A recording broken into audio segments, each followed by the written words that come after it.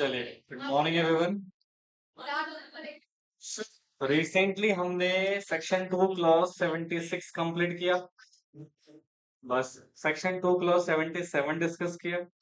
तो उसमें जनरली हमने ये पढ़ा कि रिलेटेड पर्सन का मतलब क्या होता है, या you can say related party, और दूसरा रिलेटिव का मतलब। ठीक है। So now we are going to understand nature of related party transaction. क्या पढ़ने वाले हैं बेटा? Nature of related party transaction. ठीक है। तो इसको अंडरस्टैंड करेंगे, प्लीज ध्यान से सुनना, कंसंट्रेशन से। देखो क्या लिखा हुआ है। The scope of dealing with related party transaction has been widened under the Companies Act 2013। कौन सा सेक्शन है बेटा? 188। ठीक है। कहते हैं of the act provide that, क्या लिखा हुआ है? Except with consent of board. मतलब बोर्ड की कंसेंट लेनी पड़ेगी आपको, और नहीं लिया तो ट्रांजेक्शन नहीं कर सकते। ठीक है। Given by the resolution of the meeting of board subject to such conditions as may be prescribed under rule 15 of company meeting of board and its power rule 2014। इनके सुना क्या क्या कि अगर कोई भी कंपनी बेटा क्या करना चाहती है, रिलेटेड पार्टी ट्रांजैक्शन करना चाहती है, तो फर्स्ट ऑफ ऑल तो आपको क्या करना पड़ेगा? बोर्ड रेजोल्यूशन पास करना पड़ेगा। क्या पास करना पड़ेगा? That means you have to obtain the consent of board, है ना। और साथ के साथ बेटा आपको वो कंडीशन फुलफिल करनी है जो कंडीशन कहाँ डिफाइन है? रूल 15 में। कहाँ डिफाइन है बेटा? रूल 15 में। अगर आपने कंडीशन फुलफिल कर दी, देन यू कैन आरपीटी आप कर सकते हैं। तो देखिए, no company shall enter into any contract और arrangement with the related party with respect to, यानी कि सुनो, कोई भी कंपनी बेटा इन ट्रांजैक्शन को लेके तब तक एंटर नहीं हो सकती किसी के साथ जब तक वो कंडीशन फुलफिल ना कर ले। समझ में आ रहा है? अब मैंने आपसे कहा था ना स्पेसिफाइड ट्रांजैक्शन, कहा था ना। बोलो रे।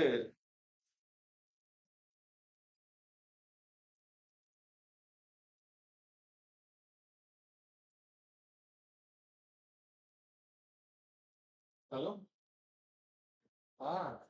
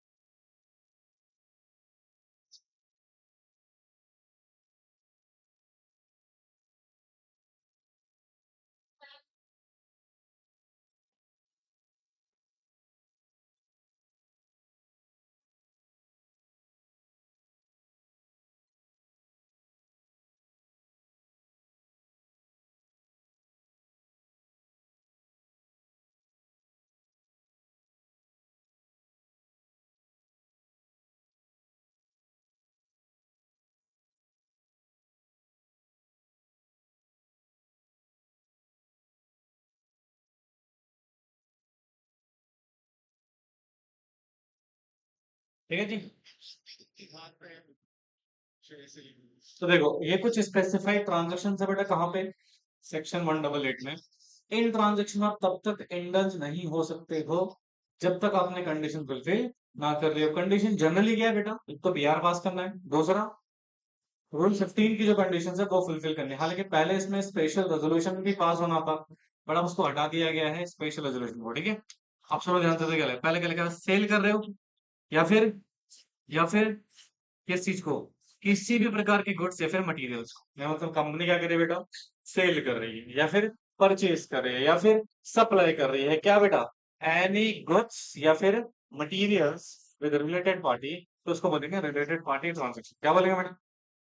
अच्छा।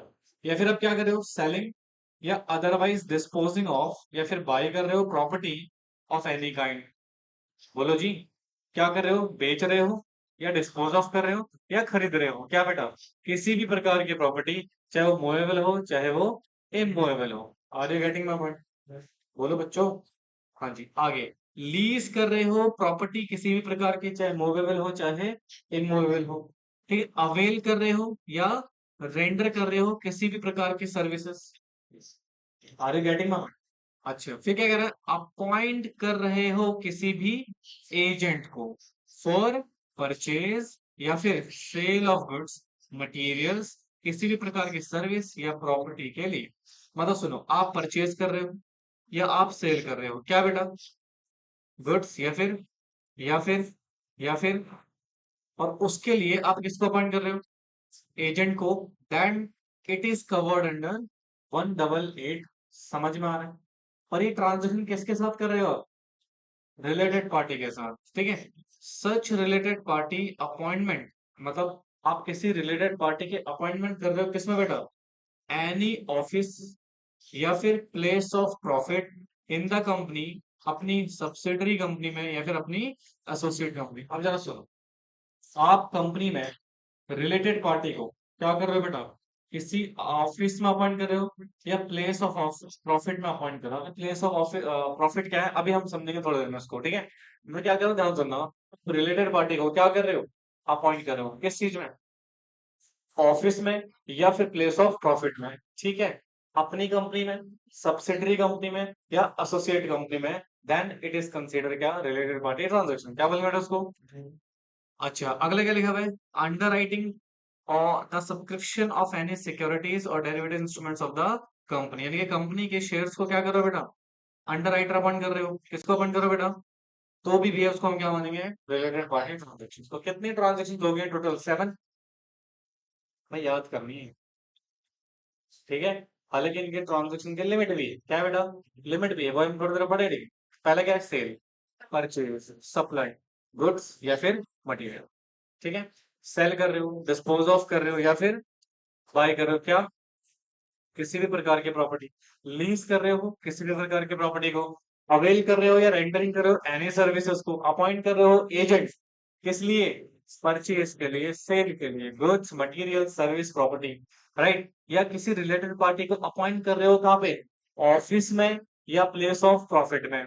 आगे गेटिंग में पॉइंट, बोलो, कंपनी में, सब्सिडरी कंपनी में, और या फिर आप अंडर राइटिंग एग्रीमेंट कर रहे हो बेटा सब्सक्रिप्शन के लिए। तो ये ट्रांजेक्शन बेसिकली कवर्ड है कहाँ पे बेटा, related party transaction. Getting my point, बोलो। तो देखो क्या लिखा हुआ है, however such approval of board of director will not required for the transaction entered in ordinary course of business। यानी कि अगर आप ट्रांजेक्शन कब कर रहे हैं बेटा, ऑर्डिनरी कोर्स ऑफ बिजनेस में या फिर आर्म लेंथ बेसिस पे कर रहे हैं, इन अदर वर्ड बोलते हैं सर यहाँ पे, कहते हैं approval of board of director will only be required for the related party transaction which either sorry which are either not in ordinary course of business not in arm length basis पे। यानी कि सुनो ध्यान से, तो sir section 188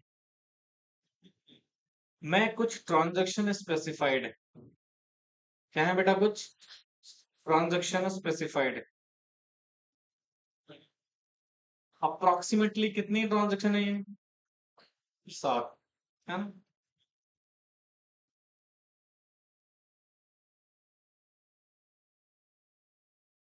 पहला बताओ, आप क्या कर रहे हो, बाय या फिर सेल क्या, कोई भी गुड्स या मटेरियल्स को। दूसरा बताओ, परचेज कर रहे हो या डिस्पोज ऑफ कर रहे हो या फिर सेल कर रहे हो, एनी काइंड ऑफ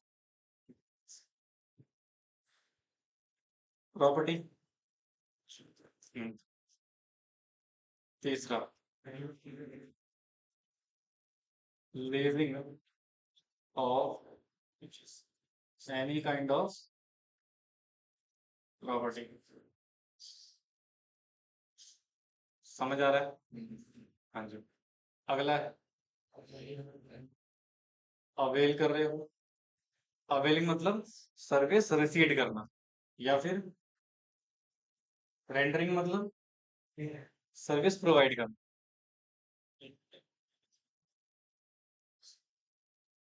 ठीक है। सर्विस प्रोवाइड करना या सर्विस अवेल करना, ठीक। पॉइंट नंबर 5, अपॉइंट कर रहे हो एजेंट, किस चीज के लिए? परचेज या फिर सेल, गुड्स, मटेरियल, सर्विसेज या प्रॉपर्टी। हाँ, बोलो। छठा कहाँ है? अपॉइंट कर रहे हो रिलेटेड पार्टी को, किसको? रिलेटेड पार्टी को, कहाँ? ऑफिस में या प्लेस ऑफ प्रॉफिट में? ठीक है। और ये अपॉइंटमेंट कहाँ हो रही है? कंपनी में या फिर सबसे कंपनी में या फिर एसोसिएट कंपनी। और सातवां क्या है? Underwrite.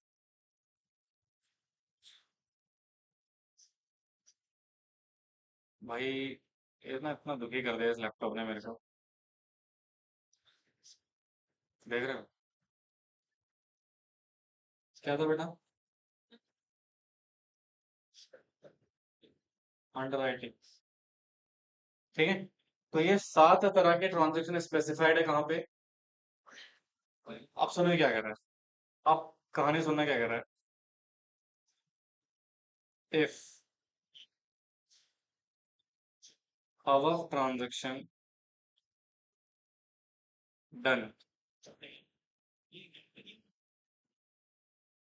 done by company,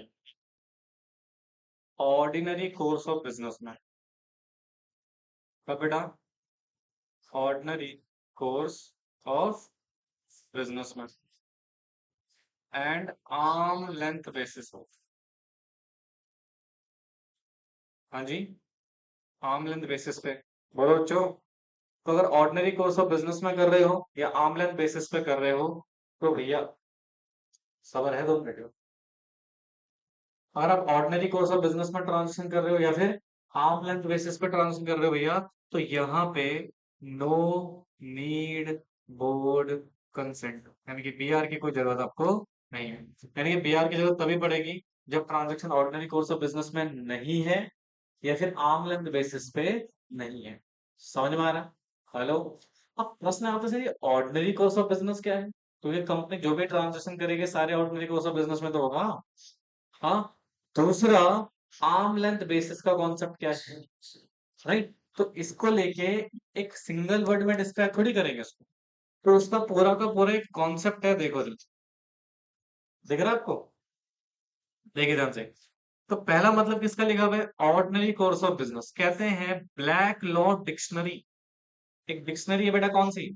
black law dictionary, जो ऑर्डिनरी कोर्स ऑफ बिजनेस को डिफाइन करती है। उसको बोलते हैं as a normal routine in managing the trade और बिजनेस। मतलब जो नॉर्मल रूटीन है आपके बिजनेस को मैनेज करने का, ट्रेड को मैनेज करने का, दैट इज कॉल्ड बेसिकली क्या? Ordinary course of business. In common parlance कहते हैं ordinary course of business would include transaction which are entered into in a normal course of business pursuant to or promoting or furtherance of the company's business objective as per the charter document of the company। सुनो, आपका memorandum है, memorandum में क्या लिखा आपने? Object ना।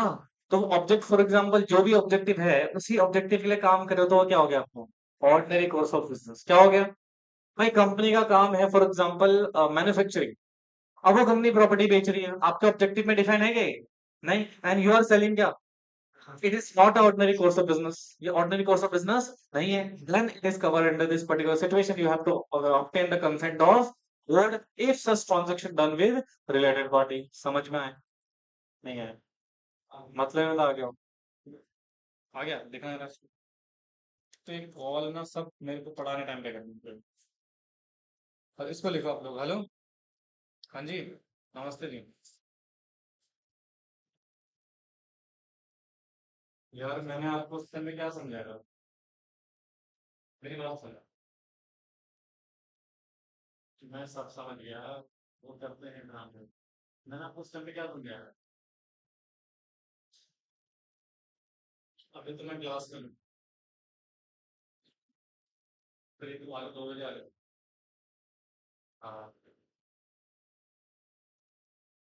अभी थोड़ा मुश्किल रहता है, कोई क्लास रिकॉर्ड हो रही होती है, कॉल तो भाग गया ये बात। मुझे नोटिस भेज दो और मैसेज भेज दो, एक तरह बता दो, हाँ इधर है।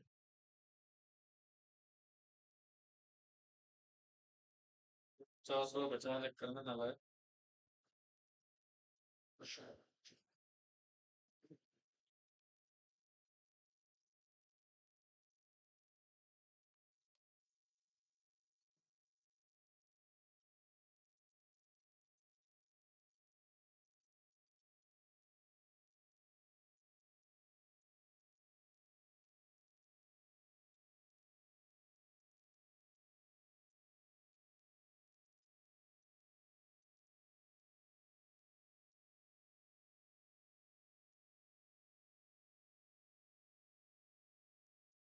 भाई इसने कैच तो पकड़ लिया लेकिन चोट लग गई इसको।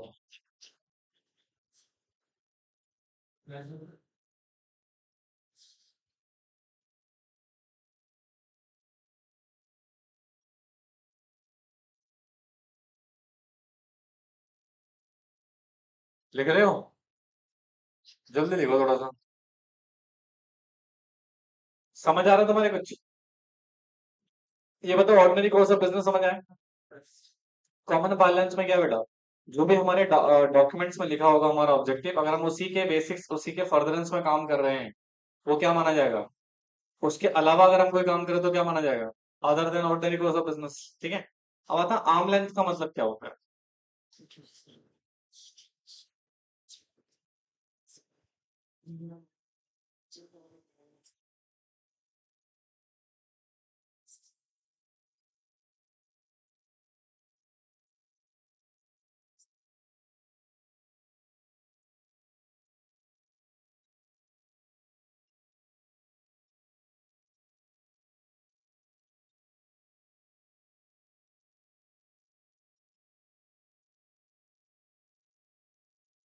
आज हमारे चैप्टर फिनिश हो जाएगा, ठीक है। चैप्टर 2। तो सही में होना गाइस। मैंने ग्रुप में कुछ भेजा था आपको, उसका प्रिंट आउट करवा लेना। नहीं, वो आपको खुद करवाना है। 42 पेजेस है। 50 पैसे लगेंगे। 20 रुपए में हो जाएगा। खालसा स्टेशनरी भी चले, खालसा स्टेशनरी भी चले जाना, मेरा नाम दे देना। चलो मैं मैडम को भेज दूंगा, वो ले आएंगे उससे कॉपी करवा।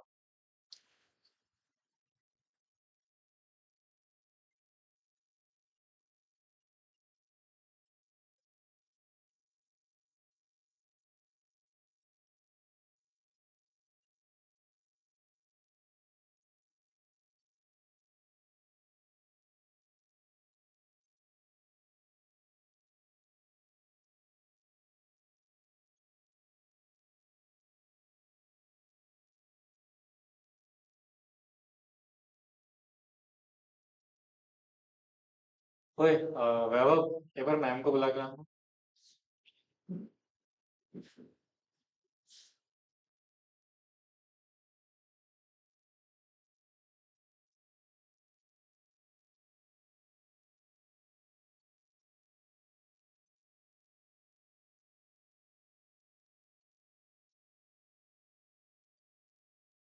अच्छा, मैंने ना ग्रुप में एक वो भेजा हुआ है, सीएस वाले ग्रुप में, ये पीडीएफ। उसके ना जीरोक्स निकलवा दो, यहाँ से नहीं, स्टेशनरी से निकलवा दो, खालसा से। 12 कॉपी। हाल 42 पेज है मैम उसकी, कहाँ भी आओ। हाँ, 1 मिनट आ रहा हूँ।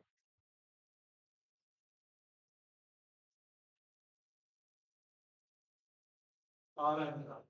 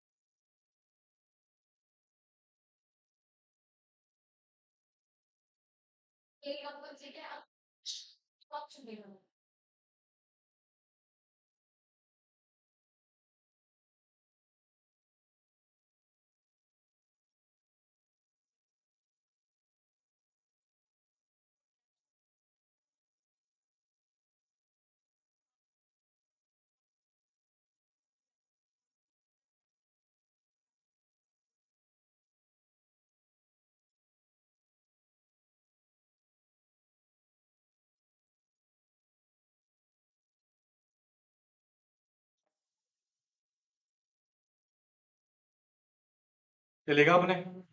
ऑर्डिनरी कोर्स का मतलब समझ में आया? क्या है? अच्छा जी।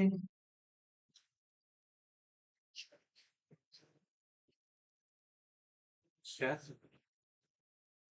क्या कह रही है?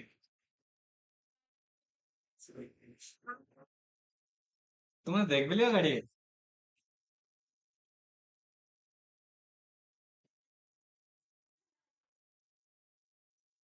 ऑर्डिनरी कोर्स ऑफ बिजनेस का मतलब बेसिकली हमने पढ़ा कि जो नॉर्मल रूटीन ऑफ बिजनेस है। क्या बेटा? जो नॉर्मल रूटीन ऑफ बिजनेस आप कर रहे हैं according to charter document. According to क्या बेटा? Charter document of company. हाँ, जिसको हम मेमोरेंडम बोलते हैं जी। क्या बोलते हैं? पहले कंपनी होती थी बेटा चार्टर कंपनी। ये इंग्लैंड में होती थी बेसिकली। राइट। तो वहां पे चार्टर डॉक्यूमेंट होता था। क्या होता था? Charter document. राइट। तो इसको बोलते हैं ऑर्डिनरी कोर्स ऑफ बिजनेस। तो जो भी आपने एमओए में लिखे हुए हैं मैटर्स वो सारे ऑर्डिनरी कोर्स ऑफ बिजनेस होंगे। क्या होंगे बेटा? उसके अलावा कुछ भी आप कर रहे हैं तो this is not ordinary course of business. तो वहां पे आपको बोर्ड रेजोल्यूशन की जरूरत पड़ेगी। समझ में आया? अब बता, आर्म लेंथ प्राइस का मतलब क्या होता है? आर्म लेंथ बेसिस का मतलब क्या होता है? Arm length basis. सुनो जी। जैसे मान लो यहाँ पे दो पर्सन है। इधर देखो, हेलो। ये है कंपनी। कंपनी ट्रांजैक्शन कर रही है। कंपनी क्या कर रही है बेटा? ट्रांजैक्शन कर रही है। किसके साथ? अनरिलेटेड पर्सन के साथ। मतलब जो कंपनी से किसी भी प्रकार से रिलेटेड नहीं है। अच्छा, इसके साथ जो भी आप ट्रांजैक्शन करते हैं, जिस भी rate price what ever you said, जिस भी प्राइस जिस भी कॉस्ट आप ट्रांजैक्शन करोगे, ठीक है, तो इसको हम बोलते हैं आर्म लेंथ बेसिस। क्या बोलते हैं बेटा? अगर यही सेम प्राइस पे आप ट्रांजैक्शन किसके साथ कर रहे हैं बेटा? रिलेटेड के साथ। किसके साथ बेटा? रिलेटेड पर्सन के साथ बेटा। राइट। किस बेसिस पे बेटा? जिस प्राइस पे आप किसके साथ कर रहे थे? अनरिलेटेड। तो इसको हम क्या बोलेंगे? Arm length basis. क्या बोलेंगे? आर्म लेंथ बेसिस पे। Are you getting my point? मतलब आप ना अपने रिलेटेड पर्सन को एक्स्ट्रा एडवांटेजेस प्रोवाइड नहीं करोगे। वही सेम सिचुएशन रहेगा जो किसके साथ है? अनरिलेटेड के साथ है। समझ में आया? लिखो उसको।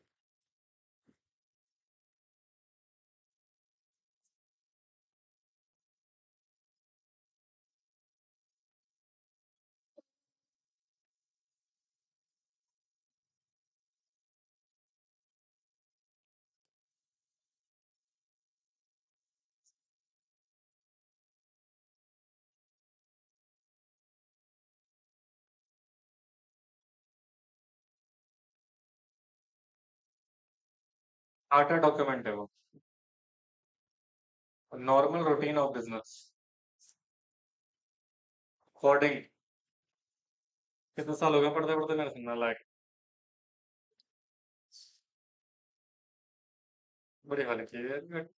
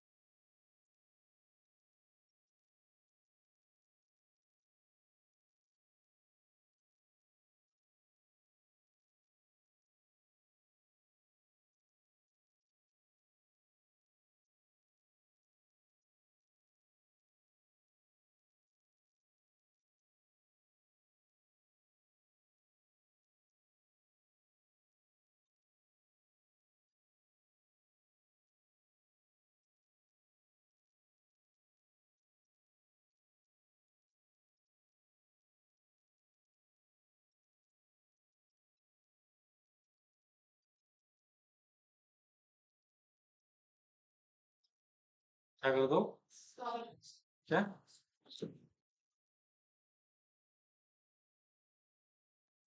कूल। स्क्रॉल क्या होता है?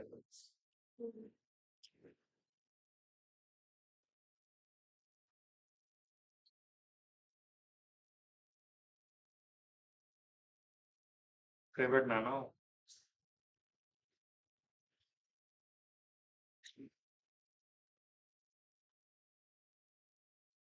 क्या हुआ?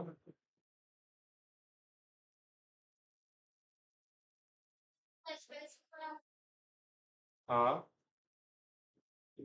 मंडे से। मंडे को।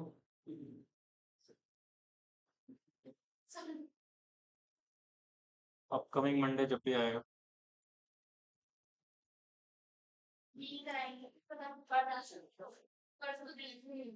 परसों क्लास नहीं है? मेरी नहीं है? किसकी है?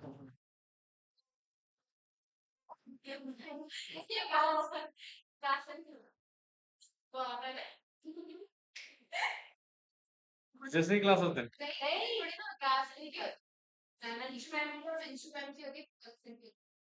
ये देख लिया आपका मैंने।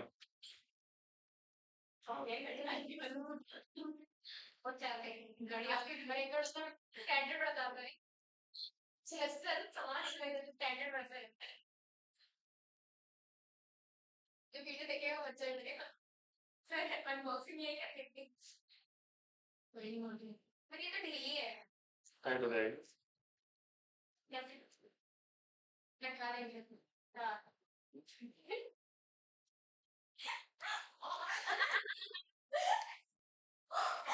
ये लिखा आप लोगों ने?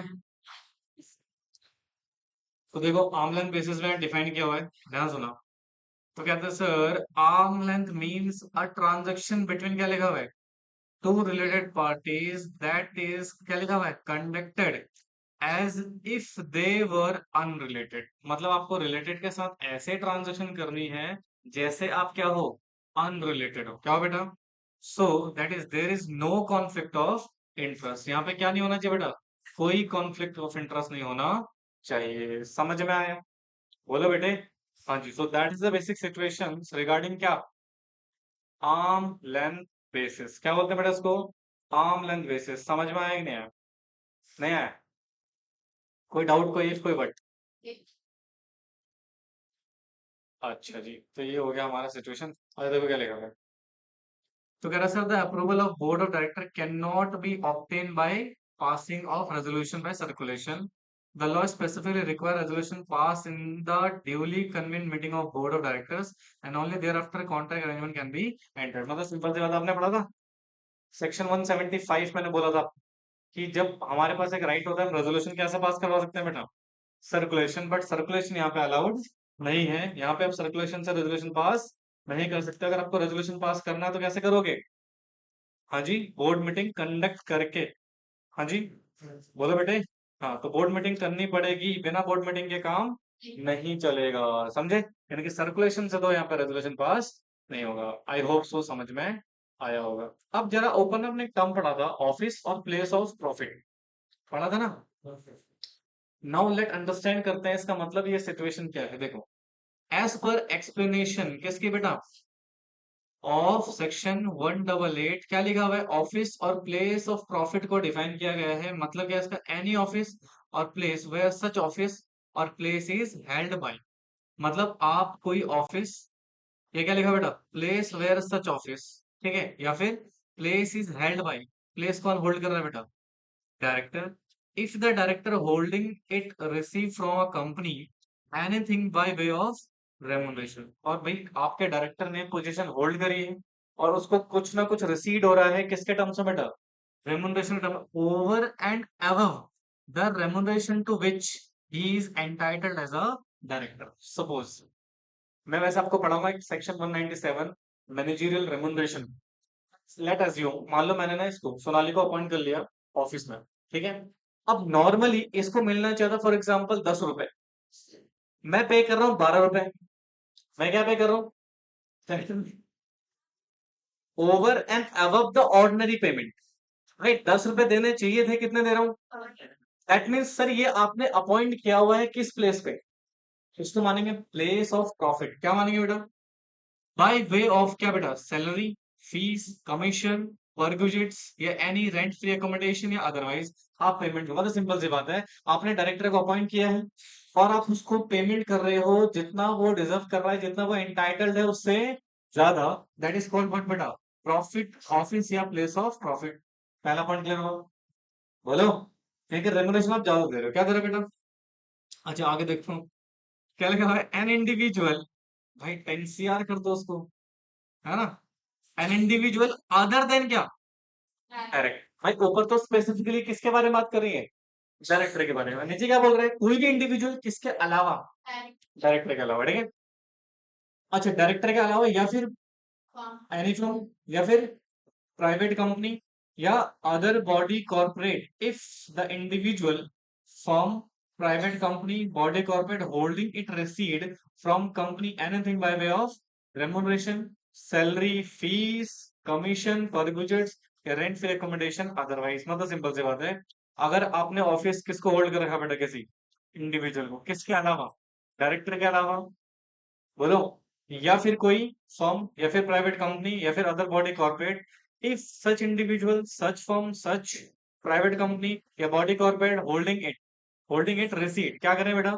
ऑफिस रिसीट कर रहे हैं और इनको बेटा कंपनी से कुछ भी मिल रहा है बाय वे ऑफ रेमुनरेशन या फिर सैलरी, फीस या कमीशन या परक्विजिट्स या रेंट फ्री अकोमोडेशन अदरवाइज, तो उसको हम क्या मानेंगे बेटा?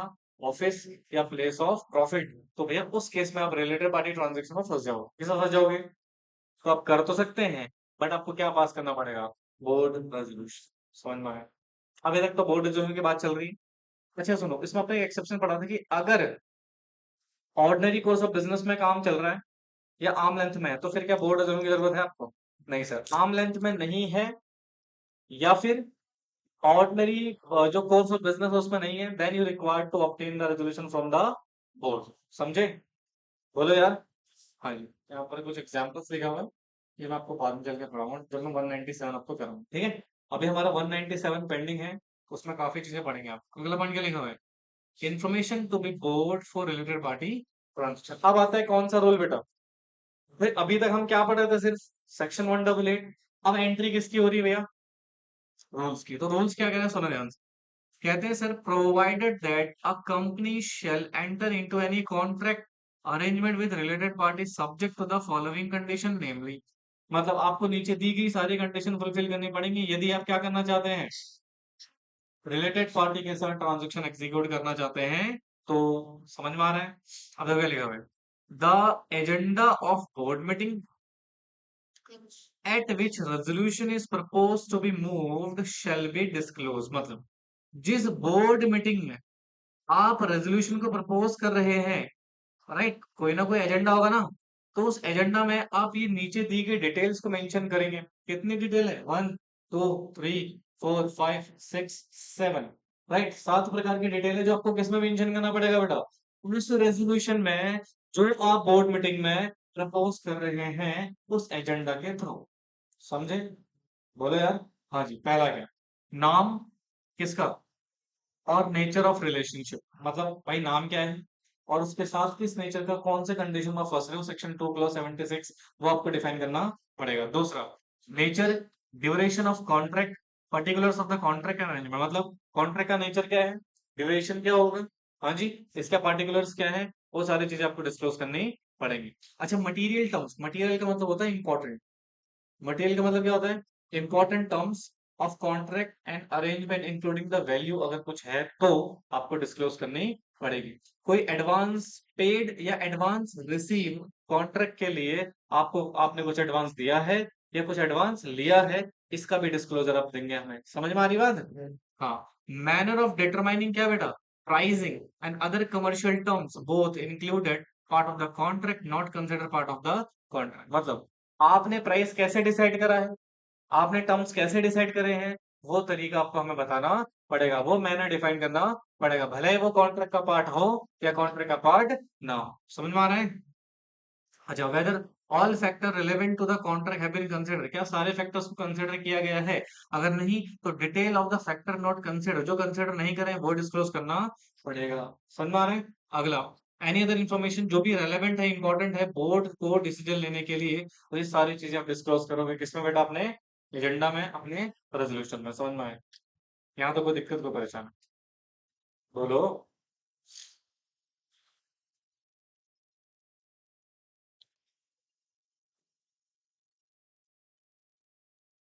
Okay, no listen please. पहली कंडीशन तो ये होगी भैया, आपको डिस्क्लोजर देना पड़ेगा बोर्ड मीटिंग में, ठीक है? अगला पॉइंट देखो क्या लगा, वेर एनी डायरेक्टर क्या है बेटा? इन एनी कॉन्ट्रैक्ट या फिर अरेंजमेंट विद रिलेटेड पार्टी। मतलब याद है बहुत सारे केसेस करे थे जहां पर हमारा डायरेक्टर क्या बेटा, उस कंपनी में डायरेक्टर है, उसने इतना होल्ड किया हुआ है अलाना फलाना ढंग का, या फिर पार्टनर है व्हाटसोएवर, ठीक है? तो मतलब इंटरेस्टेड हो ना आप? इंटरेस्टेड व्यक्ति क्या मीटिंग में आ सकता है? नहीं आ सकता। तो देखो, सच director shall not presence in the meeting during the discussion. तो भैया जब डिस्कशन होगा उस समय प्रेजेंस नहीं रह सकते हैं on subject matter of the resolution relating to such contract और अरेंजमेंट। समझ आए? तो पहला तो आपने एजेंडा में कुछ इन्फॉर्मेशन शो करा। दूसरा आपने बोला कि जो भी डायरेक्टर क्या है बेटा, इंटरेस्टेड है, उस व्यक्ति को मीटिंग में डिस्कशन के दौरान शामिल नहीं होना है। समझ में आया? अब देखो यहाँ पे क्या लिखा, prior approval of company bye, इसमें अमेंडमेंट हुआ है बेटा। पहले यहाँ पे ना स्पेसिफिकली क्या था, ऐसा। अब लॉ में सिर्फ क्या लिखा है? रेजोल्यूशन लिखा हुआ है। क्या लिखा हुआ है? रेजोल्यूशन। तो इसका मतलब सर ना तो वहां पे ऑर्डिनरी रेजोल्यूशन लिखा है, ना वहां पे स्पेशल रेजोल्यूशन लिखा है। तो सर ये रेजोल्यूशन क्या होगा? यहाँ पर बोला सिर्फ जनरल मीटिंग का रेजोल्यूशन बोला है। क्या बोला बेटा? जनरल मीटिंग का रेजोल्यूशन। तो जनरल मीटिंग का रेजोल्यूशन तो दो ही होते हैं, या तो ओआर या एसआर। अच्छा, एसआर लिखा होता तो स्पेशली क्या करना पड़ता फिर? एसआर। बट जब एसआर नहीं लिखा है तो क्या करना पड़ेगा? ऐसा जरूरी नहीं है, बोर्ड रिकमेंडेशन देंगे, क्या देंगे बेटा? बट मोस्टली यहाँ पर ओआर पास होगा। क्या पास होगा बेटा? ओआर मोस्टली, ठीक है? ये एसआर पहले लिखा था, अब इसको क्या कर दिया है? डिलीट कर दिया है, ठीक है? समझ में आ गई? तो देखो क्या है, first proviso of section 188 subsection 1, ठीक है? कहते हैं of the act provide that no contract or no arrangement in case of company having paid up share capital not less than such amount अभी प्रिस्क्राइब्ड नहीं है, या transaction not exceeding such terms जो भी प्रिस्क्राइब्ड है, अभी हम पढ़ेंगे। ये नीचे देखो चार्ट बना हुआ है, ये स्पेसिफिक लिमिट दे रही है। क्या दे रही है बेटा? लिमिट दे रही है। पढ़ेंगे, shall entered into except with the prior approval of company by resolution. मतलब सुनो, कह रहा है sir paid up share capital क्या लिखा हुआ है? Not less than such amount. मतलब पेड अप शेयर कैपिटल आपकी देखनी पड़ेगी, ठीक है? कितने अमाउंट की होगी, या फिर आप जो ट्रांजेक्शन कर रहे हो एक्सीड ना कर रहा हो सच सम को, जो डिफाइन है, राइट? अगर एक्सीड करेगा तो कर तो सकते हो, एंटर तो हो सकते हो, बट आपको अप्रूवल लेना पड़ेगा किसका? कंपनी का। यानी कि कंपनी का रेजोल्यूशन जनरली ओआर की बात कर रहे हैं, किसकी बात कर रहे हैं बेटा? क्योंकि एसआरएस में है नहीं। तो रूल 15 क्या कहता है बेटा? Provide that except with the prior approval of company resolution this company shall not entered into transaction or contract where such transaction to be enter into. क्या लिखा बेटा?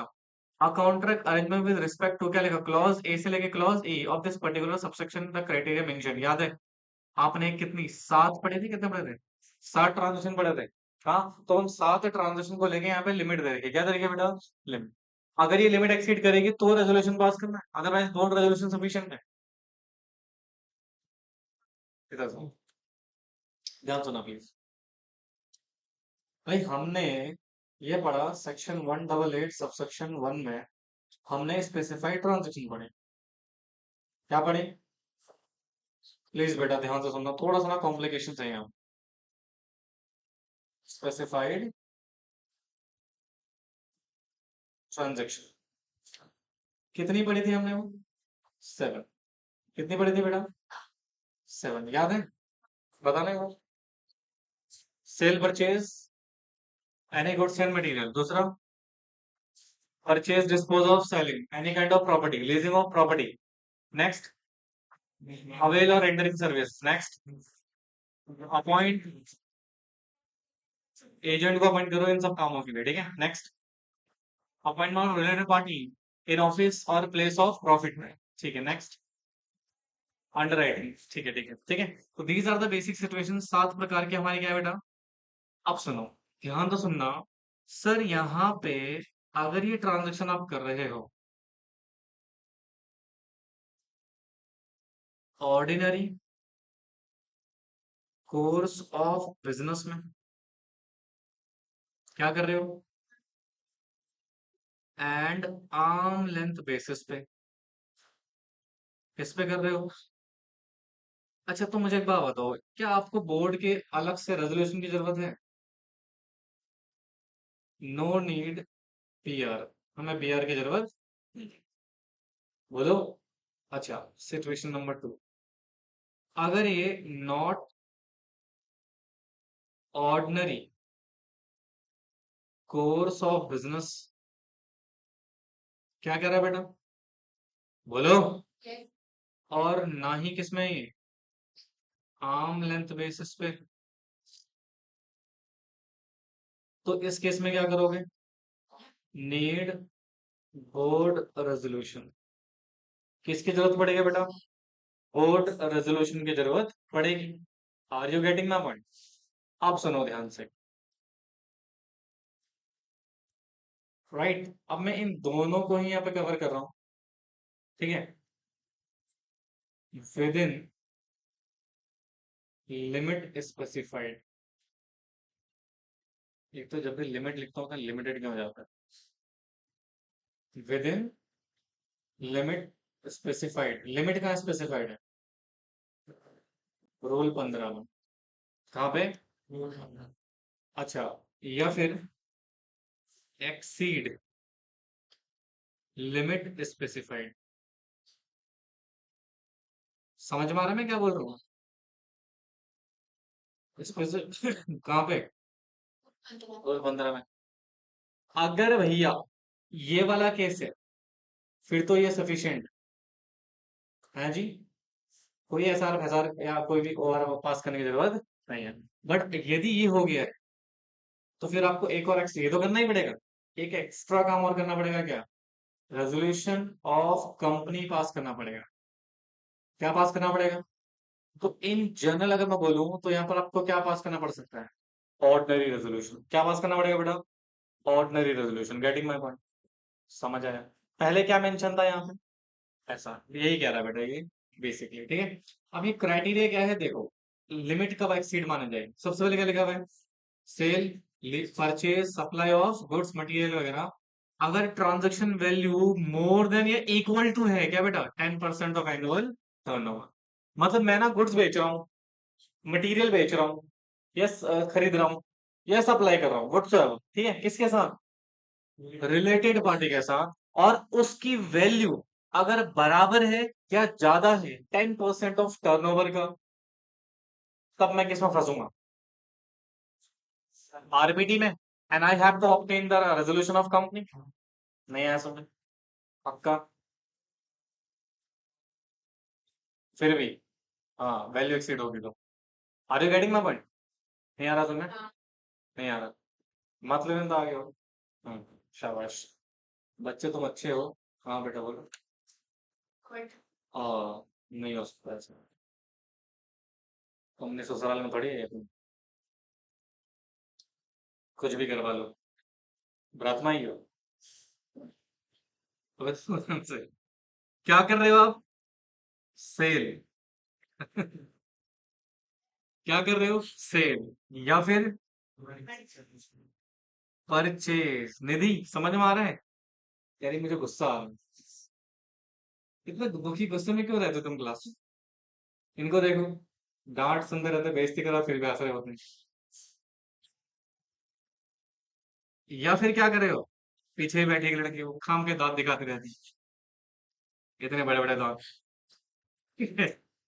क्या कर रहे हो? गुड्स। मैं इसको कितनी बार सजेशन दे चुका हूँ, तो सीख के आते हो। हम कितने मोटे मोटे दांत दिखाते हैं क्या? ओ सॉरी दोस्त, सस्ता तो है, 25,000 रुपये लगेंगे बस।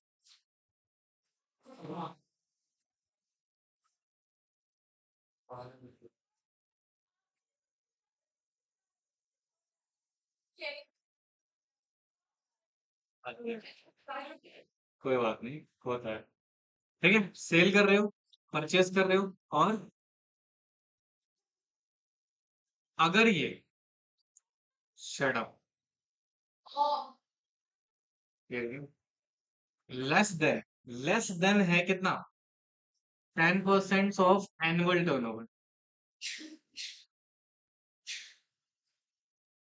लेस देन क्या है बेटा, या फिर इक्वल टू और एक्सीड 10% ऑफ एनुअल टर्नओवर।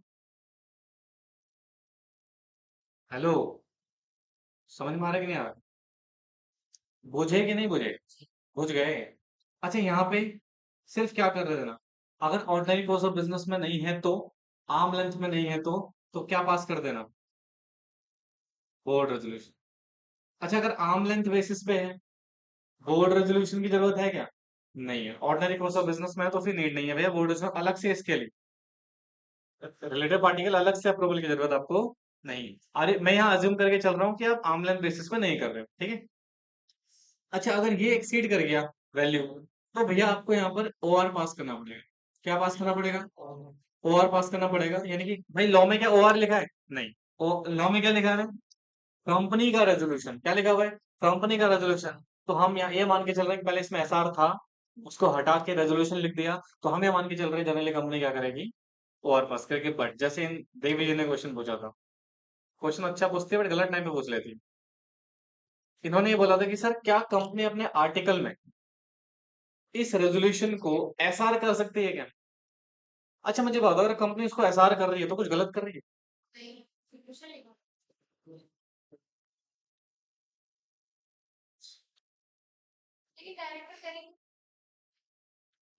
भाई डायरेक्टर थोड़ी करते हैं आर्टिकल को अल्टर। आर्टिकल को अल्टर कौन करता है? मेंबर्स।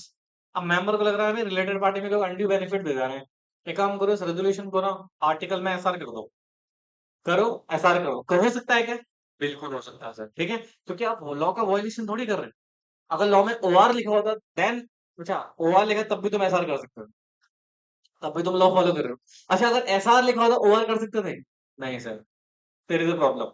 तो यहाँ पे अगर आर्टिकल में एसआर मेंशन कर दिया मेंबर्स ने, तो भैया फिर एसआर पास कर लेना। समझ में आ रही बात? नहीं आ रही? पर तो सबर नहीं है ना तुम्हारे अंदर। इंसान के अंदर क्या होना चाहिए? हाँ। अगला पॉइंट देखो क्या लिखा हुआ है। तो पहला पॉइंट क्लियर है? अरे बोलो यार। अगला पॉइंट क्या है? सेलिंग कर रहे हो या डिस्पोज ऑफ कर रहे हो या बाई कर रहे हो प्रॉपर्टी किसी भी प्रकार की, डायरेक्टली या फिर किसके थ्रू? अब सुनो, वो जो एजेंट वाला पॉइंट है ना वो भी इसमें कवर हो गया है। या तो खुद कर रहे हो, हाँ उसमें भी करा दो, या तो खुद कर रहे हो या किसके जरिए, क्योंकि एजेंट की अपॉइंटमेंट हम इन चारों काम के लिए तो कर रहे थे।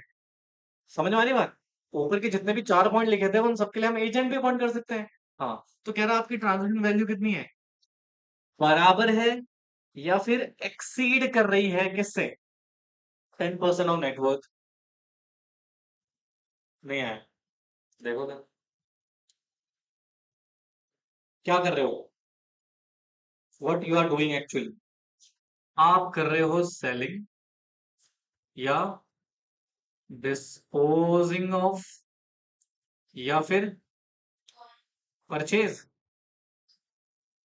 क्या कर रहे हैं? हाँ बात तो एक है ना, ठीक है। किस चीज को? Any kind of property. हाँ जी बेटा। अच्छा, इसकी ट्रांजैक्शन वैल्यू क्या बेटा? इसकी ट्रांजैक्शन वैल्यू यदि लेस देन है, दो सिचुएशन है ना बेटा, लेस देन है 10% ऑफ नेटवर्थ। नेटवर्थ क्या होता है बेटा? हाँ भाई। या फिर क्या है, इक्वल टू और एक्सीड कर रहा है किसको? 10% ऑफ नेटवर्थ। यही है ना? नया सुनना। तो इस केस में भैया आपको कोई ओ आर वार पास करनी जरूरत नहीं है, जस्ट पास कर लेना क्या, बी आर। अच्छा, इस केस में क्या करने पड़ेगा बेटा? आपको यहाँ पर ओ आर पास करना पड़ेगा in general. Are you getting my point? हाँ ऑब्वियसली बात है, कॉमन सेंस है बेटा। अब मुझे बताओ नेटवर्थ क्या होता है? भाई नेटवर्थ का मतलब होता है कंपनी की total assets minus total liability. तो जो आपका बच रहा है वो क्या है बेटा? आपका नेटवर्थ है। या यू कैन से आप शेयर कैपिटल को रिजर्व को जोड़ दो, तो क्या हुआ आपका? नेटवर्थ है। समझ में आ रही बात? ओके, अगला पॉइंट। अच्छा, ये एजेंट वाला भी इसमें कवर्ड हो रहा है, ठीक है। आप लीज कर रहे हो किसको बेटा?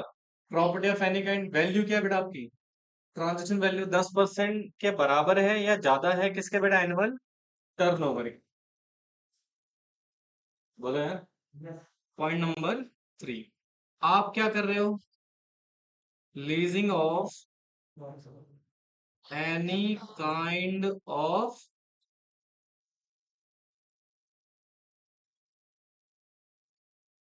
किसी भी प्रकार की प्रॉपर्टी को आप क्या कर रहे हैं बेटा? लीज कर रहे हैं। क्या कर रहे हैं बेटा? लीज कर रहे हैं। तो इस केस में होगा क्या? ये क्या है?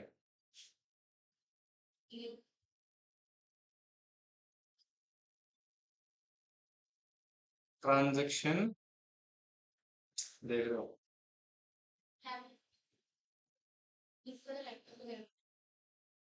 ट्रांस इसके अंदर ज्यादा पानी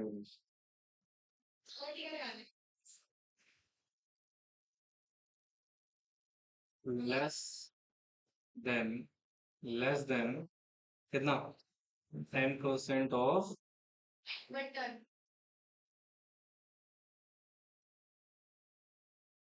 या फिर इक्वल टू और एक्सीड 10% ऑफ एनुअल टर्नओवर, है ना? तो भैया इस केस में तो अगेन नॉर्मली क्या पास कर लेना, वो भी जब जब ऑर्डिनरी कोर्स बिजनेस में नहीं है या फिर आर्म लेंथ बेसिस पे नहीं है। इस केस में आपको मैंडेटरी क्या पास करना पड़ेगा? ओआर पास करना पड़ेगा। क्या पास करना पड़ेगा? ओआर, यानी कि वो रेजोल्यूशन जो कंपनी डिसाइड कर रही है। बेसिकली कंपनी का रेजोल्यूशन है, तो हमने यहाँ पे क्या लिख दिया बेटा? ओआर लिख दिया। समझ में आया? अगला क्या है? सर्विस अवेल कर रहे हो या रेंडर कर रहे हो? डायरेक्टली या थ्रू, किसके थ्रू बेटा? एजेंट के थ्रू। क्या है बेटा? ट्रांजेक्शन वैल्यू 10% और मोर ऑफ एनुअल टर्नओवर। ठीक है। कंपनी क्या करे? कौन सा पॉइंट है? चौथा। कंपनी बेटा अवेल कर रही है या फिर रेंडर कर रही है क्या? ऑफ सर्विस, डायरेक्टली या फिर एजेंट के थ्रू। ठीक है। बोलो बच्चे। तो इसकी ट्रांजैक्शन वैल्यू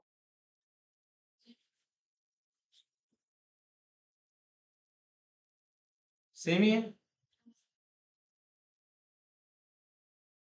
क्या है? Less than 10% of annual turnover, या फिर इक्वल टू और एक्सीड कर रही है क्या बेटा? 10% ऑफ एनुअल टर्नओवर। समझ में आया? हेलो। तो इस केस में क्या कर देना जी? और यहाँ पे if there is not an arm length, तो भी यार पास कर देना। क्या पास कर देना? समझे? अगला क्या? अपॉइंट कर रहे हो किसमें बेटा? ऑफिस में या प्लेस ऑफ प्रॉफिट में ऑफ कंपनी, सब्सिडरी कंपनी और एसोसिएट कंपनी में, और वहां पर रेमुनेशन कितने ज्यादा है? 2.5 लाख से ज्यादा है। रेमुनेशन क्या है बेटा? 2.5 लाख से ज्यादा है। ठीक है, देखो देखो। पॉइंट नंबर 5 ना, आप क्या कर रहे हो बेटा?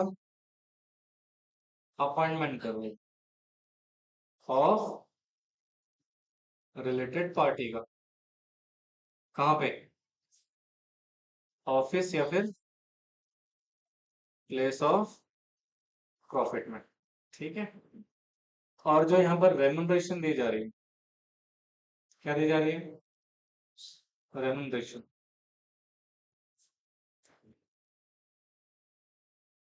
अब ये जो रेमुनरेशन है ना, इसके दो भाग कर लेंगे। एक क्या? लेस देन और इक्वल टू कितना? 2.5 लाख है। ठीक है। अगर एक्सीड कर गया तो 2.5 लाख को। बेटा 2.5 लाख भी होगा तब भी जरूरत नहीं है ना, मोर देन 10 लाख, 2.5 लाख। तो यहाँ आपको क्या पास करना पड़ेगा? यहाँ पे अगर वो आर्म लेंथ में नहीं है तो बी आर बी, समझ में आया? पक्का। अंडर राइटिंग है। हाँ जी। तो रेमुनरेशन फॉर, अगर अंडर राइटर को रेमुनरेशन दे रहे हो उसके ट्रांसफर वैल्यू कितनी है बेटा? 1% से ज्यादा। किसके बेटा? नेटवर्थ के। तो उस केस में क्या हो जाएगा बेटा आपका? आप रेमुनरेशन दे रहे हो, रेमुनरेशन फॉर अंडर राइटिंग। किस लिए बेटा? अंडर राइटिंग के लिए। ठीक है। तो ये जो रेमुनरेशन है इसकी ट्रांजैक्शन वैल्यू कितनी होनी चाहिए? अगर लेस देन या फिर इक्वल टू है, कितनी? 1% ऑफ नेटवर्थ। भाई दो जगह नेटवर्थ आ गया है। ठीक है, याद रखना, बाकी सब जगह क्या है? टर्नओवर है। या फिर एक्सीड कर रहा है कितना? 1% ऑफ नेटवर्थ। ठीक है, बोलो। हाँ। तो इस केस में क्या पास करना पड़ेगा? और इस केस में अगर वो आर्म लेंथ बेसिस पे नहीं है तो बी आर से काम चल जाएगा। समझना है? तो ये है बेटा हमारे पास ट्रांजेक्शन। यहाँ तो कोई दिक्कत, कोई परेशानी? अभी तो देखो क्या लिखा है। The limit specified in this above clause shall apply for transaction or transaction to be entered either individually or taken together with the previous transaction during the financial year। मतलब क्या कह रहे हैं? ये जो ट्रांजेक्शन कर रहे हो या ट्रांजेक्शन्स एंटर्ड करने वाले हो इंडिविजुअली या together with the previous transaction during the financial year. मतलब आपने अभी ट्रांजेक्शन किया, इससे पहले भी किया था, दोनों क्या हो जाएंगे? एक्यूमुलेट हो जाएंगे और उसका देखा जाएगा क्या? 10%। समझ में आया? तो मतलब अभी जो कर रहे हो वो, जो प्रीवियसली कर चुके हो वो, तो दोनों ही ट्रांजेक्शन कर देंगे, सम अप हो जाएंगे और उसके बेसिस पे हम निकालेंगे यहाँ पे। समझ में आया? एक फाइनेंशियल ईयर। ठीक है, मतलब सिंपल सी बात है, एक फाइनेंशियल ईयर का है टोटल 10%। जैसे 10% एक्सीड करेगा, you need to take approval of the company's resolution. समझे? और जो टर्नओवर है और जो नेटवर्थ है, ऑफ कोर्स आप कहाँ से देखोगे बेटा? ऑडिटेड फाइनेंशियल स्टेटमेंट में से, जो आपकी प्रेजेंटिंग फाइनेंशियल ईयर की। समझ में आया? आगे देखो क्या लिखा हुआ है। एक्सेप्शन क्या है? Requirement of passing resolution shall not be applicable for transaction entered between, क्या लिखा हुआ है? Holding company and wholly owned subsidiary company whose accounts are consolidated with such holding company and place of shareholder before general meeting। मतलब simple सी बात है, ये जो ऊपर आपने पढ़ा, ये ट्रांजेक्शन अगर कंपनी कौन सी, होल्डिंग कंपनी और होलियन सब्सिडरी के बीच में हो रहा है, भले से लिमिट एक्सीड हो जाए, आपको कोई रेजोल्यूशन पास करने की जरूरत नहीं है, बिना रेजोल्यूशन के काम चल जाएगा। समझे? सीआर के भी नहीं है क्या?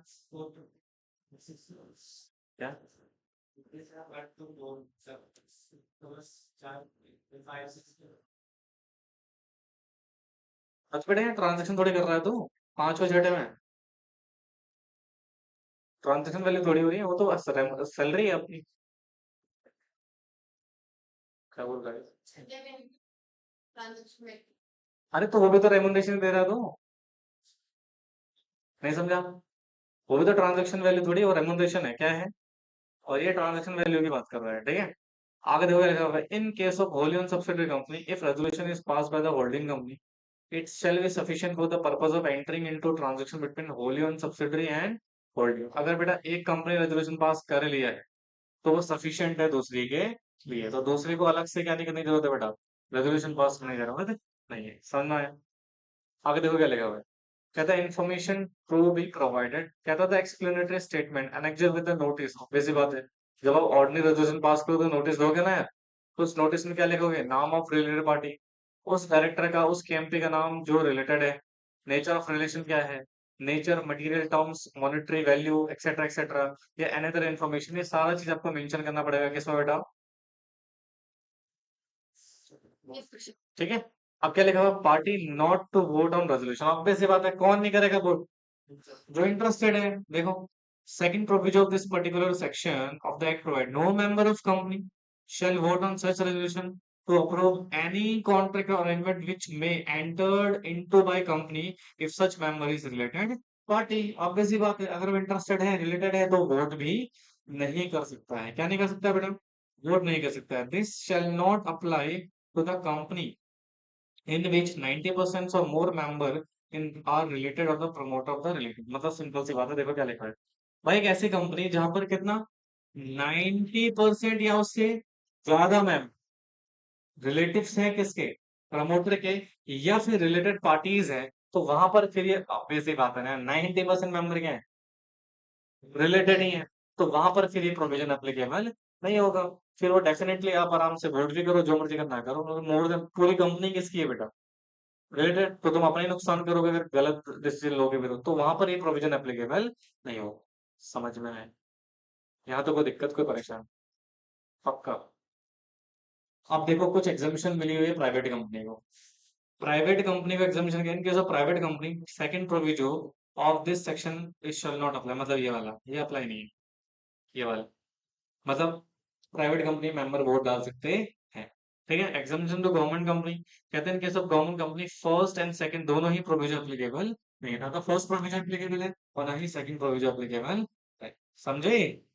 हाँ तो देखो, government company in respect of contract arrangement enter into by other government company with the central government etcetera in the combination, और फिर government company other than listed company respect of contract arrangement, मतलब ये उसकी बात कर रहा है कौन से गवर्नमेंट कंपनी इसमें कवर नहीं होगी। ठीक है, बोलो बच्चे।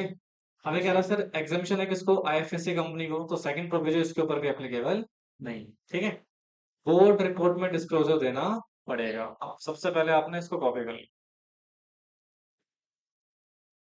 यहां से लिखो, कहां से लिखना है, लिखो।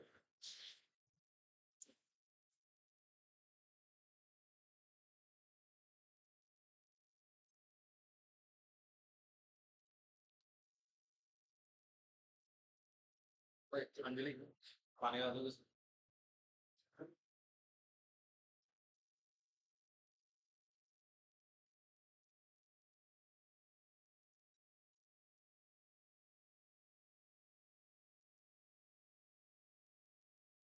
यार इसको छोटा करने का तरीका बताया तो होगा इसमें।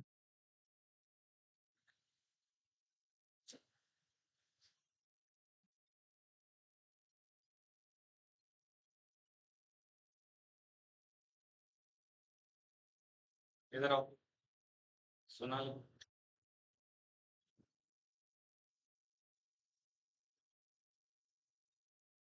ये आपने दिखाने के लिए क्यों बुलाया? 9499। दस हजार की बताना क्या सबको, सबको पता तो चलना चाहिए ना, 9500 की वॉच है। हाँ, इससे बढ़िया आप लैपटॉप से कराती। अरे लैपटॉप ठीक है, वो इसमें दिक्कत है प्रोजेक्टर में। अरे एयरपोर्ट है।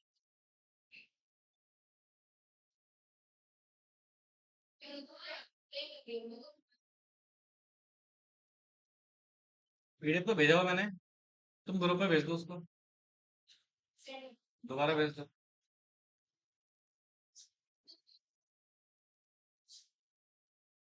धन्यवाद।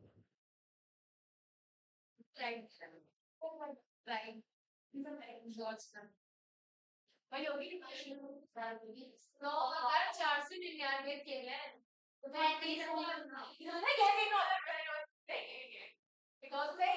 गरीब लोग होंगे। विशु हाँ, भाई 10 बार भेजोगे क्या?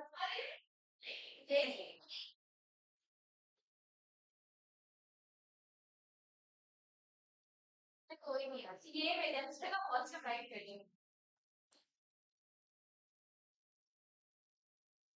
अगले कूड़ा फेंकना है यार। हाँ बहुत सही भाई, कूड़ा फेंकना। इसका अंदर क्या है?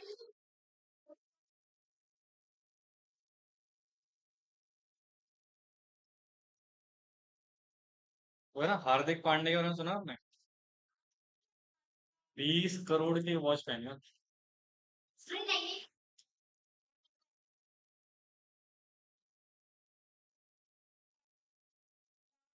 और वो कंपनी सिर्फ कुछ ही वॉच बनाती है, मतलब होंगे उसके 20-18 वॉच ही बिके होंगे। एक आप भी ले। 20 करोड़ ज्यादा नहीं हो गया? ये सर एक ही है, जी सर, हमको जी नहीं मार रहे। अरे छोटी कैसे हो गया? 9.5 हजार की पर 9.5 हजार। इसको 4 बार निकाले सर मैं कह रही स्टेटस लगा दो मेरे को इधर नजर लग जाती है इधर तो ढीली नहीं होती है। अरे इसको कटवानी पड़ेगी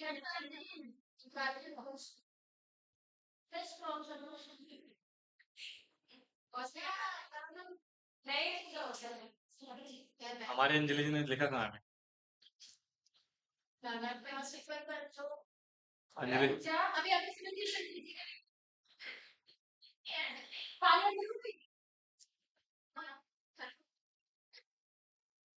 हो जाता है मेरा ओ अच्छा लिखो से बहस हो रही है देखो देखो जल्दी लिखो। देखो जल्दी लिखो फटाफट से।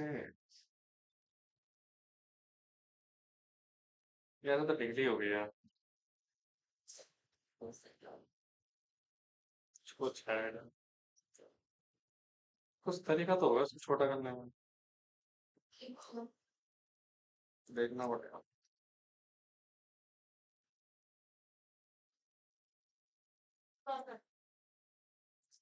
प्रॉब्लम तो ऐसे सेम बॉक्स मैंने देखी थी जब हम वहां से आ रहे थे क्या पड़ेगी? आज की नहीं 250 रुपए हाँ लेकिन जब यहाँ से तो जहाँ पर सुमित ने ली थी अरे यार हम पे कहते थे हम दिन में उसको ये लो फेस को रख देना।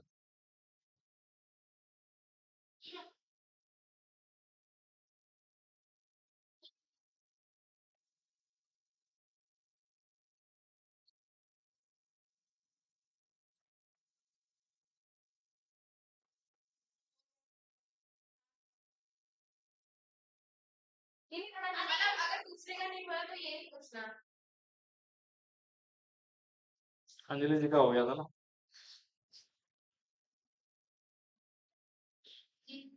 ये खाता है चीज काट सकती है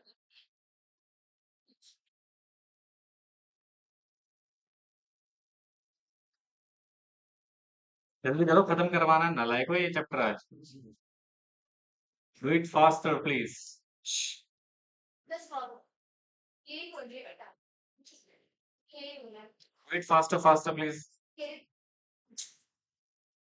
अच्छा नेटवर्क सिर्फ किस किस केस में बेटा? दो के दिन एक प्रॉपर्टी के केस में और दूसरा कौन कौन स्पीक अप।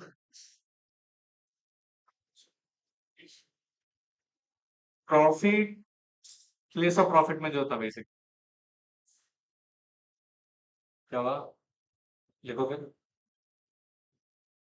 कूड़ा धुआं।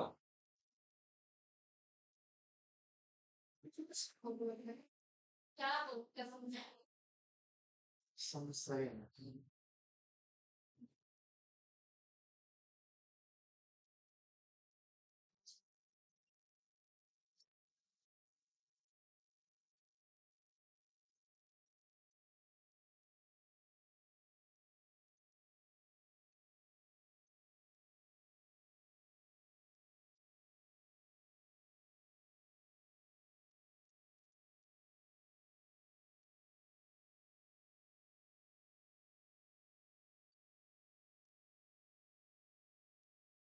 हो गया?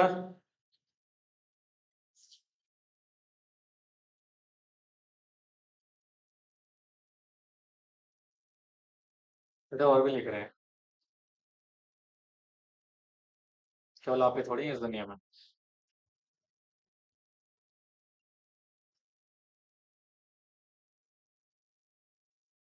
ये तुम लोग कैसे लड़ने लगते हो छोटी छोटी बातों में? अंजलि हो गया?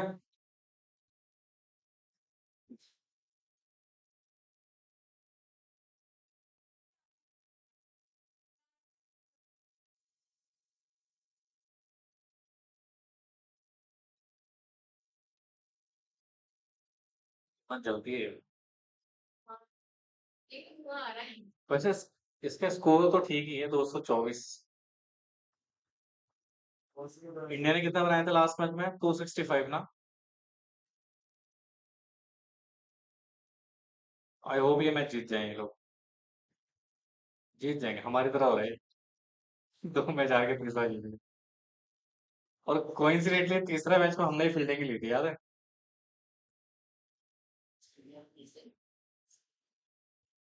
क्या हुआ? हाँ, पहले बॉलिंग है वो। सोनाली। ये चुन लिया।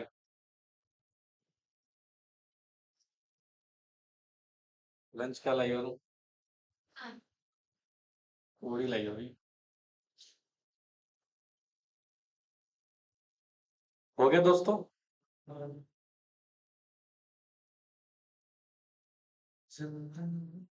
हो गया।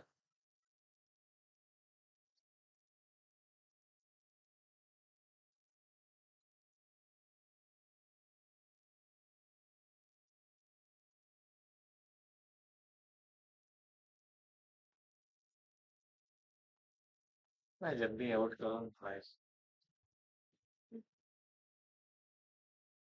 टॉपिक पर चैप्टर हाँ जी। नेक्स्ट क्लास में बोर्ड मीटिंग का चैप्टर यार कहीं है ये। एक दो क्लासेस और लगेंगी इसमें लंबी लंबी। मैं नहीं। अगला बोर्ड और एक्टिव मीटिंग मीटिंग।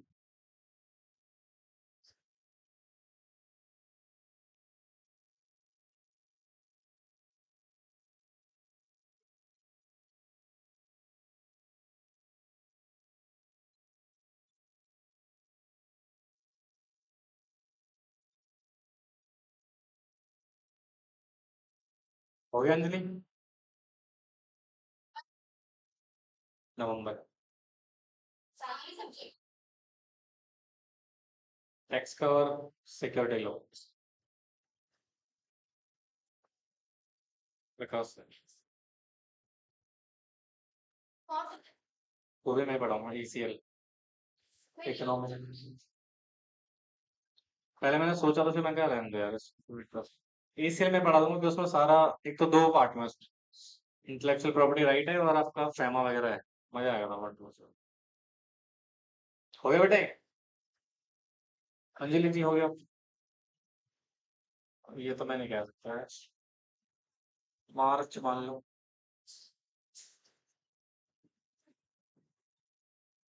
क्यों? अप्रैल मई जून। 2 महीने। पहले तारीख को होगा। पहले को। हाँ ऐसे ही होता है। फाइन।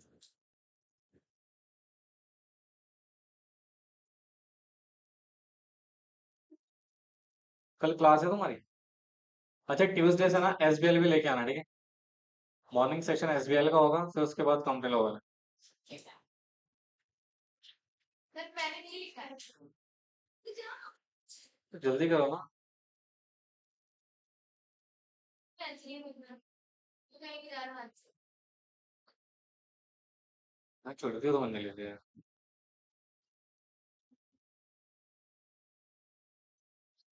हो गया भूख लग गई होगी बेटा। हाँ बस बस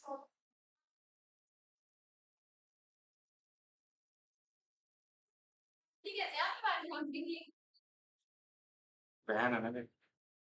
सोच में खा। तो आज आप नेक्स्ट करते हो क्या ये भीषण बोल सकते हो।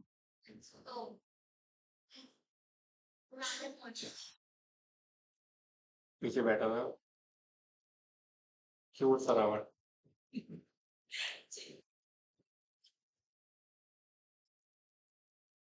आज तेरा दोस्त नहीं आया है? हाँ उसे लग जाए क्या उसको तो दे दूंगा। अरे वो छठ वट में बिजी होगा बेचारा। लड़के तो करते हैं सारा काम। घाट बनाना ये करना वो करना। छत पे करते हो तुम? तुम्हारे यहाँ कहाँ पे बनाते हैं? अच्छा।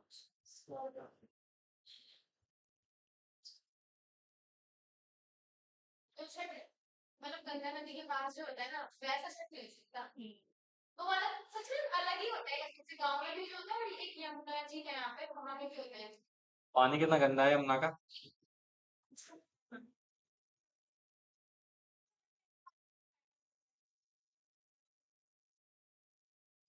तभी लिपस्टिक लगा के आई है।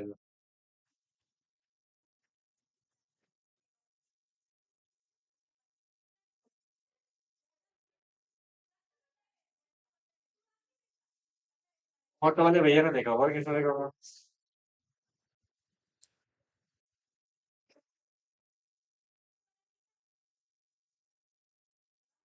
अरे लिखो यार जल्दी।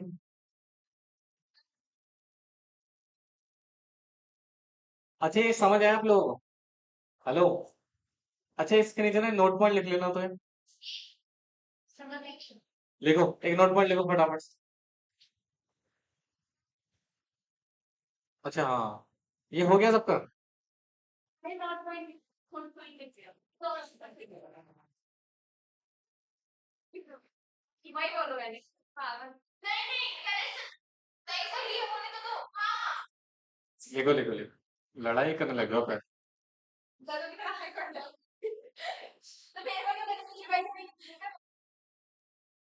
क्या बोलो मुझे मेरी शक्ल में ज्यादा बड़ा नहीं मुझे दिमाग में ज्यादा बड़ा क्या बोला भाई साहब, नीरू हो गई, हर्षिता हो गई, निधि हो गई, और ये नेहा हो गई, क्या और एक क्या नाम है इसका, शिवानी हो गई, शीतल हो गई। कितने शांत बैठ रहे हैं।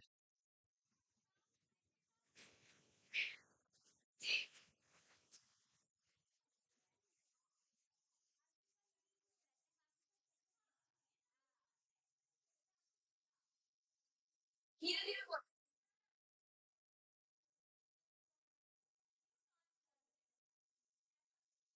नहीं वो बोलते हैं तुम चीख रहे हो।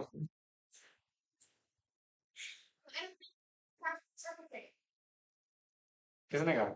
हम आए बोल रहे हो ना देख लो कितने हम 4-5 छुट्टी में रहते हैं फिर देखेंगे रिकॉर्डिंग भी नहीं मिलेगी अब क्या होगी भी तो ये प्राइवेट हो जाएगा बिल्कुल कुछ हो गया तो दिक्कत हो गई ना लैपटॉप में मैं सब समझती हूँ मैं समझ गई भाई आज खाने में तो हाँ जी, रेमुनरेशन। अच्छा मैंने ऑफिस वाला, सॉरी, माफ कर दीजिए मेरे को।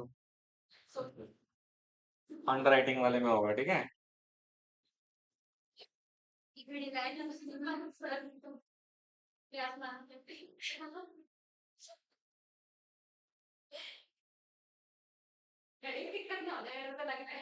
नजर तो है क्या मेरे को? 236 पे ऑल आउट। अर्नब सुन रहे हो? 236 पे ऑल आउट। हाँ। ये रखो।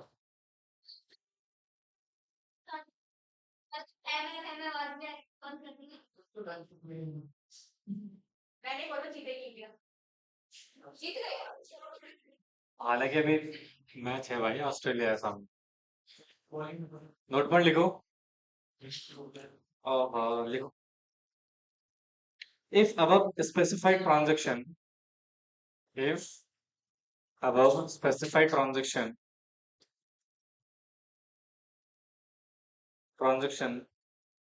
between holding company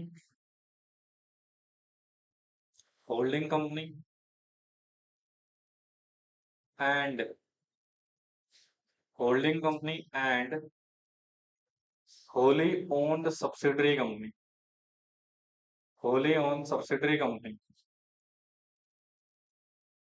wholly owned subsidiary company, then no need to pass, then no need to pass company resolution.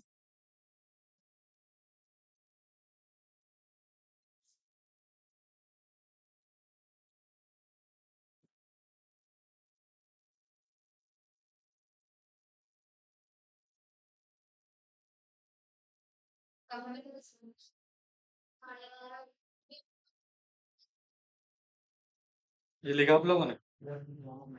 अब आगे देखो क्या लिखा हुआ है। लिखा है जी डिस्क्लोजर इन बोर्ड रिपोर्ट। अब क्या होता है बेटा, जब कंपनी जब भी आरपीटी करती है ना, तो उसको डिस्क्लोजर देना होता है। क्या देना होता है? डिस्क्लोजर देना होता है बोर्ड रिपोर्ट में। किसमें बेटा? तो देखो section 182, sorry, section 188 subsection 2 of the act provide that every related party contract और arrangement shall have to disclose in board report, right? And refer to shareholder along with the justification to be entered type of the transaction। अच्छा इसके लिए form file होता है अलग से, कौन सा? AOC 2। इस फॉर्म में आपको डिस्क्लोजर देना होता है किस चीज का बेटा? रिलेटेड पार्टी ट्रांजैक्शन का, ठीक है। तो AOC to shall sign by the person who sign the board report, यानी कि जिसने बोर्ड रिपोर्ट साइन करी वही एओसी टू को भी क्या करेगा, मतलब साइन करेगा, समझे? Hello. Consequences of entering into related party contract or arrangement by the directors or employee without consent of board or approval of judge, मतलब यदि आपने अप्रूवल नहीं लिया है और ट्रांजेक्शन कर दिया है, उस केस में क्या कॉन्सिक्वेंसेस हो सकते हैं, तो देखो देखो। कहते हैं section 188 subsection 3 provide that where any contract और अरेंजमेंट जो कि एंटर्ड किया है डायरेक्टर ने या अदर एम्प्लॉय ने विदाउट ऑब्टेनिंग, क्या बेटा, consent of board approval of resolution in general meeting under this particular section, and if it is not ratified by the board, अगर इसको बोर्ड ने रेटिफाई बाद में नहीं किया, और as the case may be by the shareholder in the meeting of within 3 months from the date of such contract arrangement was entered into, मतलब सुनो, आपने रेजोल्यूशन पास नहीं किया, चाहे चाहे बोर्ड रेजोल्यूशन पास नहीं किया, चाहे कंपनी का रेजोल्यूशन पास नहीं किया, ठीक है, और हमने ट्रांजेक्शन कर दिया है, तो यदि इस ट्रांजेक्शन को विद इन 3 मंथ्स रेटिफाई नहीं किया बोर्ड ने या फिर मेंबर्स ने, ठीक है, तो सच कॉन्ट्रैक्ट अरेंजमेंट क्या हो जाएगा बेटा, voidable at the option of board या फिर shareholder as the case में भी। If contract arrangement is with related party any other contract authorised by the director, right, the director concern shall indemnify the company, जो भी loss होगा वो director उसको क्या करेगा बेटा, कॉम्पनसेट करेगा। समझ में आया? तो मतलब 3 महीने के अंदर रेटिफाई करा लो, नहीं कराते हो देन उस केस में बेटा वॉइडेबल हो जाएगा, क्या हो जाएगा, किसके ऑप्शन पे, वो शेयर होल्डर के ऑप्शन पे, ठीक है। सबसेक्शन 4 क्या कहता है देखो, अच्छा, it shall be open to company to proceed against the director or any other employee who enter in such contract or arrangement in the contravention, मतलब ये कंपनी के ऊपर डिपेंड करेगा कि वो प्रोसीड कर रही है या फिर नहीं कर रही, मतलब एक्शन ले भी सकती है और नहीं भी ले सकती है। लॉ में वो मैंडेटरी नहीं बोला हुआ है, कंपनी के डिस्क्रिशनरी पावर पे छोड़ दिया है। किस पे छोड़ दिया मैडम, कि अगर आपको लग रहा है आपको रिकवरी करनी है लॉस की कर लो, अदरवाइज नहीं करना तो मत करो, आपकी मर्जी है, ठीक है। कहते हैं if any person not entitled to appoint as a director by virtue of section this particular section, right, and upon such director being convicted in offense of dealing, अच्छा ऑब्वियस ही बात है, याद करो मैंने आपको ना सेक्शन 164 सबसेक्शन क्लॉज जी में बताया था, अगर कोई भी डायरेक्टर आरपीटी में फंसता है वायलेट करते हुए तो फिर वो डिस्क्वालीफाई हो जाएगा, क्या हो जाएगा बेटा, डिस्क्वालीफाई हो जाएगा, याद है ना? हाँ जी। तो लास्ट में क्या लिखा हुआ है, पेनल्टीज और नॉन कॉम्प्लायंस। अब क्या पेनल्टीज है बेटा, ध्यान से सुनना। कहते हैं पेनल्टी ऑफ एनी डायरेक्टर और other employee of the company who enter in authorise with the contract violation of the provision, company को कितनी पेनल्टी लगनी है, अगर वो लिस्टेड कंपनी है तो, ठीक है, और इन case of other than listed है तो 5 लाख रुपए की पेनल्टी आपके ऊपर लगेगी। और इसको लेके कुछ एलओडीआर के रेगुलेशंस भी है बेटा, ठीक है, वो आपको बाद में पढ़ने हैं जब आप सेबी डिस्कस करेंगे। तो इसके साथ हमारा ये चैप्टर नंबर 2 फिनिश हो गया। नेक्स्ट क्लास में चैप्टर नंबर 3 हम शुरू करेंगे बेटा। अच्छा, इसमें हमारे टोटल चैप्टर कितने हैं, 5, 5 या 4 है, 4 है ना, तो तीसरा शुरू करेंगे, दैट इज, अच्छा कमिटी तो मैं करा चुका हूँ आपको ऑलरेडी, है ना, तो इसमें बोर्ड मीटिंग के बारे में पढ़ेंगे हम जनरली, क्या पढ़ेंगे बेटा, बोर्ड मीटिंग के बारे में, देन लास्ट में केएमपीज एंड उसके रेमुनरेशन के बारे में डिस्कस करेंगे। फिर हमारा ये बोर्ड मीटिंग का चैप्टर क्या हो जाएगा बेटा, समाप्त हो जाएगा, ठीक है। चलिए, थैंक यू सो मच, मिलते हैं आपसे नेक्स्ट क्लास में।